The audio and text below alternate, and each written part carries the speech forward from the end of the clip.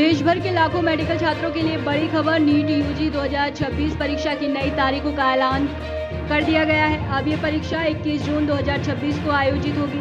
Paper leak विवाद के बाद परीक्षा रद्द होने से छात्र और अभिभावक असमंजस में थे, लेकिन अब नई तारीख सामने आने के बाद छात्रों की तैयारियों ने फिर रफ्तार पकड़ ली है। राष्ट्रीय परीक्षा एजेंसी एनटीए ने सरकार की मंजूरी के बाद नई तारीख जारी की है। गौरतलब है कि पहले हुई परीक्षा कथित पेपर लीक और गड़बड़ियों के आरोप के बाद रद्द कर दी गई थी। इस मामले को लेकर देश भर में विरोध प्रदर्शन हुए और परीक्षा की पारदर्शिता पर सवाल उठे। अब 21 जून को दोबारा परीक्षा कराने का फैसला लिया गया है, जिस पर छात्रों और अभिभावकों की नजर टिकी हुई है। नई तारीख घोषित होने के बाद छात्रों के पास तैयारी के लिए सीमित समय बचा है।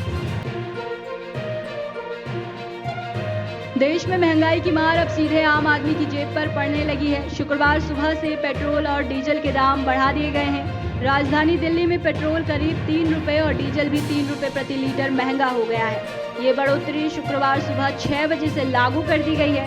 पश्चिम एशिया में जारी तनाव और अंतर्राष्ट्रीय बाजार में कच्चे तेल की बढ़ती कीमतों को इसकी वजह माना जा रहा। नई कीमतों के बाद दिल्ली में पेट्रोल 94 रुपये 77 पैसे से बढ़कर करीब 97 रुपये 77 पैसे प्रति लीटर पहुंच गया है, जबकि डीजल 87 रुपये 67 पैसे से बढ़कर लगभग 90 रुपये 67 पैसे प्रति लीटर हो गया है। तेल कंपनियों का कहना है कि अंतर्राष्ट्रीय बाजार में कच्चे तेल के दाम और रुपए की कमजोरी के चलते ये फैसला लेना पड़ा। इस बढ़ोतरी का असर सिर्फ गाड़ी चलाने वालों तक सीमित नहीं रहेगा। अब ट्रांसपोर्ट महंगा होगा तो सब्जी, दूध, किराना और रोजमर्रा की चीजों के दाम भी बढ़ सकते हैं। यानी आने वाले दिनों में आम जनता को महंगाई का डबल झटका लग सकता है। राजधानी लखनऊ से बड़ी खबर। एमएलसी अक्षय प्रताप सिंह समेत 4 लोगों के खिलाफ हजरतगंज थाने में एफआईआर दर्ज की गई है। ये कार्रवाई जनसत्ता दल प्रमुख रघुराज प्रताप सिंह, राजा भैया की पत्नी भावनी सिंह की शिकायत पर की गई। भावनी सिंह का आरोप है कि फर्जी दस्तावेज और नकली हस्ताक्षरों के जरिए करीब 5 करोड़ रुपए की साझेदारी फर्म और उससे जुड़ी संपत्तियों को हड़पने की कोशिश की गई। शिकायत के अनुसार साल 2014 में मैसर्स सारंग एंटरप्राइजेज नाम से एक साझेदारी फर्म बनाई गई थी, जिसमें करोड़ों रुपए का निवेश किया गया था। आरोप है कि वर्ष 2020 में कथित तौर पर फर्जी दस्तावेज तैयार कर फर्म में नए साझेदारों को शामिल कर लिया गया और फर्म का पता भी बदल दिया गया।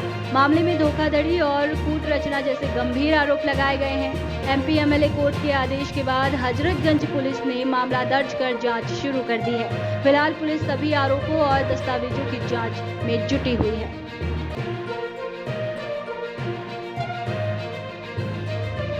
समाजवादी पार्टी प्रमुख अखिलेश यादव के छोटे भाई प्रतीक यादव के निधन ने हर किसी को भावुक कर दिया। 38 की उम्र में प्रतीक यादव का अचानक निधन हो गया, लेकिन उनके जाने के बाद उनकी जिंदगी से जुड़ा एक ऐसा फैसला सामने आया जिससे लोग बेटियों के भविष्य के लिए एक पिता की दूरदर्शिता और प्यार बता रहे। दर्द भरे माहौल के बीच प्रतीक यादव का एक फैसला लोगों का दिल छू रहा। जानकारी के मुताबिक उन्होंने अपनी अधिकांश करोड़ों की संपत्ति अपनी दोनों बेटियों के नाम कर दी थी। इतना ही नहीं, बेटियों की सुरक्षा और भविष्य को ध्यान में रखते हुए एक खास शर्त भी रखी कि वो करीब 27 साल तक इस संपत्ति को बेच नहीं सकेंगे। यानी एक पिता और अपने जाने के बाद भी अपनी बेटियों की जिंदगी को सुरक्षित करने की सोच छोड़ गया। बता दें कि प्रतीक यादव की तबीयत अचानक बिगड़ने के बाद उन्हें अस्पताल लाया गया था, जहां डॉक्टरों ने उन्हें मृत घोषित कर दिया। पत्नी अपर्णा यादव उस समय असम में थी, जबकि घर पर प्रतीक और उनकी 2 बेटियां मौजूद थीं। उनके निधन से यादव परिवार, समर्थकों और राजनीतिक गलियारों में शोक की लहर है।